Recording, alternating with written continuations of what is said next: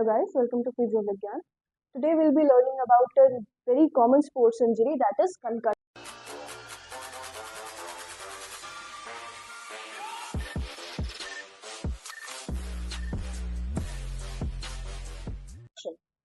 आपने बहुत बार उसका नाम भी सुना होगा, हो सकता है किसी ने देखा भी हो कंकशन होते हुए, बट आपको पता ना हो कि ये है क्या. So what is concussion? It is a complex pathophysiological process affecting your brain which is induced by traumatic biomechanical forces. अब इसको समझते हैं अच्छे से कि ये है क्या. ठीक है, पढ़ तो हमने लिया. कंकशन में क्या होता है, अगर आपने हेड इंजरीज में कूप और काउंटर कूप इंजरीज के बारे में सुना होगा, नहीं सुना तो मैं बता देती हूँ. क्या होता है कि प्राइमरी इम्पैक्ट मतलब कि किसी भी कॉन्टैक्ट फोर्स से अगर या तो मुझे गाड़ी हिट करी या फुटबॉल हिट करी, कुछ भी हिट किया, यहाँ ये प्राइमरी इम्पैक्ट था. ठीक है, अब इस जगह पे हिट करने से सिर्फ क्योंकि इनर्शिया रहता है, हमने लॉ पढ़ा है, लॉ ऑफ इनर्शिया है ना, वो मोमेंटम के साथ बॉल मेरी तरफ आई, मेरे हेड को हिट करी, तो मेरा हेड स्ट्रेट तो नहीं रहेगा, it would move backwards, whiplash, है ना.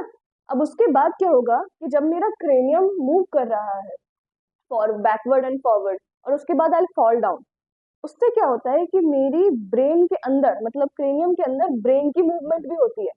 बीच में सीएसएफ है, वो प्रोटेक्ट करेगा जितना कर सकते हैं, लेकिन वो जो ब्रेन की मूवमेंट हो रही है, एक सडन जर्क आ रहा है ब्रेन के अंदर.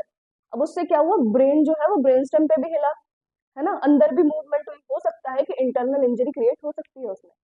तो जो प्राइमरी इम्पैक्ट था, ठीक है, दैट इज स्कूप इंजरी, जो प्राइमरी साइट ऑफ इंजरी पे हुई.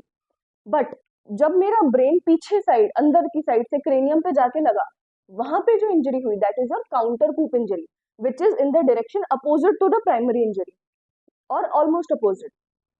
ठीक है, अब इसमें हेड इंजरीज जो है वो आपको एमआरआई में या रेडियोलॉजिकल इन्वेस्टिगेशन में मिलेंगी देखने को, लेकिन हेड इंजरी और कंकशन में यही डिफरेंस होता है कि आपको जो रेडियोलॉजिकल या न्यूरो इमेजिंग साइट्स हैं या फिर जो भी एक स्टडीज हैं, उसमें आपको कंकशन देखने को नहीं मिलता है. मोस्टली आपको देखने को ऐसा कुछ भी दिखेगा नहीं कि हाँ यहाँ पे इंजरी हुई है, ये इंजरी हुई है या ये चेंजेस मिल रहे हैं, नहीं, लेकिन आपको सिम्टम्स दिखाई देंगे, राइट. इसीलिए इसको कॉम्प्लेक्स पैथोफिजियोलॉजिकल प्रोसेस बोला गया है, जो कि बायोमैकेनिकल फोर्सेस के लगने पे आपके ब्रेन में होता है. अब कंकशन में होता क्या क्या है, कैसे होगा, मैकेनिज्म ऑफ इंजरी हमने समझा कि कोई भी फोर्स है, चाहे बॉल है, चाहे मैं फॉल डाउन कर रही हूँ, चाहे मैं रनिंग करते जा रही हूँ और टक से बच गया, तो इस सब में क्या होगा कि एक इंजरी क्रिएट होगी, not at the primary force but आपके ब्रेन में मूवमेंट की वजह से. उससे क्या होगा, आपके ब्रेन का पैथोफिजियोलॉजिकल चेंजेस जो है ब्रेन में आने शुरू हो जाएंगे. हो सकता है हार्मोन्स इंक्रीज होने लग जाए, हो सकता है न्यूरोट्रांसमीटर में चेंजेस आने लग जाए, हो सकता है इलेक्ट्रिकल कंडक्शन में चेंजेस आने लग जाए. अब ये सारे चेंजेस जो है वो कुछ फीचर्स शो करेंगे, pathophysiological science and symptoms show करेंगे, जो कि हम आगे देखेंगे कि क्या क्या हो सकते हैं. लेकिन स्ट्रोक को, ये कंकशन के कुछ कॉमन फीचर्स हैं जो कि हम देखते हैं कि क्या, पहले तो डायरेक्ट हेड या फेस पे डायरेक्ट ब्लो से होता है. वो किसी भी तरीके से हो सकता है, आप किसी ऑब्जेक्ट में जाके लगे क्योंकि आपका मोमेंटम था, इनर्शिया था, एकदम से रुके, ब्रेन में मूवमेंट हुआ, ठीक है, कोई चीज आपको आके लगी, कार इंजरीज में हो सकता है, फॉल्स में हो सकता है, तो इन सब चीजों में हो सकता है. लेकिन स्पोर्ट्स में ये चीज बहुत ज्यादा देखने को मिलती है. कौन से स्पोर्ट्स में स्पेसिफिकली, जो भी हमारे कॉन्टैक्ट स्पोर्ट्स हैं. नॉन कॉन्टैक्ट स्पोर्ट्स में हो सकता है बट बहुत कम होता है. जो कॉन्टैक्ट स्पोर्ट्स हैं जैसे कि फुटबॉल हो गया, सॉकर हो गया, रग्बी हो गया, हॉकी हो गया, इन सब में बहुत ज्यादा देखने को मिलेगा. रेसलिंग हो गया, बॉक्सिंग हो गया. इनफैक्ट जो कंकशन है या फिर जो विप्लैश इंजरीज भी अगर होती है, वो F1 कार रेसर्स में बहुत ज्यादा देखने को मिलती है. तो ये कुछ कॉमन स्पोर्ट्स हैं जिसमें आपको कंकशन देखने को मिल सकता है. Common features, direct blow, rapid onset of temporary, highlight this, ठीक है, this is temporary neuro impairment. Temporary neurological impairment होता है, मतलब कि it is not permanent like stroke या फिर हेड इंजरी, जिसके के रिजल्ट्स परमानेंट हो सकते हैं, जिसपे आपको बहुत ज्यादा मेहनत करनी पड़ेगी, रिहेबिलिटेशन देना पड़ेगा, री एजुकेशन करनी पड़ेगी. बट कंकशन के जो ऑनसेट है या कंकशन के जो चेंजेस है वो टेम्पररी होता है impairment. So what that means is कि ये 1 हफ्ते से 2 हफ्ते के बीच में रिजॉल्व हो जाना चाहिए. 7 से 10 दिन हम मानते हैं कि कंकशन के जितने भी इम्पेयरमेंट्स आए थे, डिस्फंक्शन हुआ था, सिम्टम्स, वो सब रिजॉल्व होने चाहिए अपने आप. 7 से 10 दिन में अपने आप रिजॉल्व होते हैं. आप क्या कर सकते हो, उसको हेल्प कर सकते हो कि हाँ वो और कम टाइम में रिजॉल्व हो जाए. ठीक है, न्यूरोपैथोलॉजिकल चेंजेस जो है वो ज़रूरी नहीं है कि किसी भी आपको देखने से ही पता चले, विजुअल नहीं भी हो सकते हैं, फंक्शनल डिस्टर्बेंसेस भी आ सकते हैं। मतलब कि हमको ब्रेन में, विजन में या वैसे कुछ डिस्टर्बेंस नहीं लग रहा है, ओरिएंटेशन प्रॉपर है, ठीक है, कॉग्निटिव बिहेवियर प्रॉपर है, लेकिन कुछ फंक्शन करने में हो सकता है कि आपके पेशेंट को प्रॉब्लम आ रही है किसी एक पर्टिकुलर फंक्शन में या सेट ऑफ फंक्शंस में। कॉन्शियसनेस भी लूज कर सकता है उस टाइम पे पेशेंट।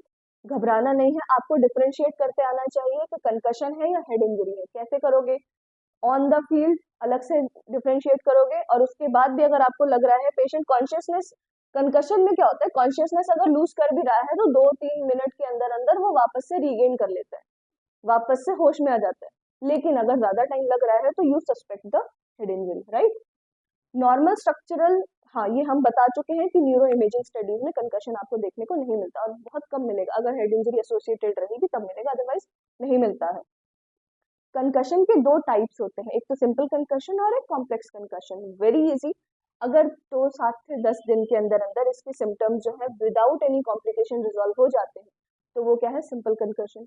लेकिन अगर 7 से 10 दिन बाद भी आपके सिम्टम्स परसिस्ट कर रहे हैं और कुछ कॉम्प्लिकेशंस अभी भी पेशेंट को आ रहे हो, तो that is your complex concussion, जो कि वो भी 2 हफ्ते बाद तक रिजॉल्व हो जाएगा, या आपको करना पड़ेगा तो भी रिजॉल्व हो जाता है, वो हेड इंजरी में नहीं काउंट होता। यही डिफरेंस है हेड इंजरी और कंकशन में। आपको पहली चीज तो हेड इंजरी क्या है, एमआरआई में मिलेगी, कंकशन नहीं मिलेगा। दूसरी चीज, कॉम्प्लिकेशंस बहुत कम होती है कंकशन की, हेड इंजरी की बहुत ज्यादा होंगी। आपको पैरालिसिस मिल सकता है, बाकी फंक्शनल इम्पेयरमेंट्स मिल सकते हैं, ठीक है, जो कि परमानेंट है, या फिर एक तरह से कहा जाए तो सेमी परमानेंट है। बट कंकशन के जो भी सिम्टम्स रहेंगे वो टेम्पररी रहेंगे। So now grades of concussion. Grades में हमें 3 तरह के ग्रेड्स देखने को मिलते हैं, या हम 3 तरह में क्लासिफाई करते हैं उसको, that is mild, moderate and severe. Based on the science and symptoms हम उसे क्लासिफाई करेंगे कि माइल्ड कंकशन है, मॉडरेट है या सिवियर है। माइल्ड में क्या होगा कि आपको रेडियोलॉजिकल एग्जामिनेशन या इन्वेस्टिगेशंस जो है वो बिल्कुल नॉर्मल मिलेंगे। अगर लॉस ऑफ कॉन्शियसनेस होता है तो वो कितना रहेगा, 30 मिनट से कम रहेगा, इनफैक्ट 30 मिनट तक भी नहीं जाता है। और जो आपका ग्लासगो कॉमा स्केल है या स्कोरिंग है, नॉर्मल रहेगी। Normal is what, 13 to 15। Moderate में क्या होगा कि आपको रेडियोलॉजिकल एग्जामिनेशन में अबनॉर्मेलिटीज देखने को मिल सकती हैं। Abnormalities not as in the structural changes but physiological changes, क्योंकि स्ट्रक्चरल चेंजेस जो है वो नहीं आते हैं कंकशन में। अगर लॉस ऑफ कॉन्शियसनेस देखने को मिलता है तो वो 30 मिनट से 2 आवर्स तक का रह सकता है, उससे ज़्यादा नहीं होगा। 1 से 7 दिन तक के लिए मेमोरी ऑल्टरेशंस हो सकते हैं, मतलब कि मेमोरी लॉस हो सकता है, अमनीशिया देखने को मिल सकता है आपको। जीसीएस जो है वो 9 to 12 की स्कोरिंग रहेगी, जो कि कम है, बट बहुत ज़्यादा कम नहीं है, इससे थोड़ी सी कम है, लो रहेगी। सीवियर में आपको पैथोलॉजिकल चेंजेस, फिजियोलॉजिकल चेंजेस जो है वो थोड़े ज़्यादा देखने को मिल सकते हैं।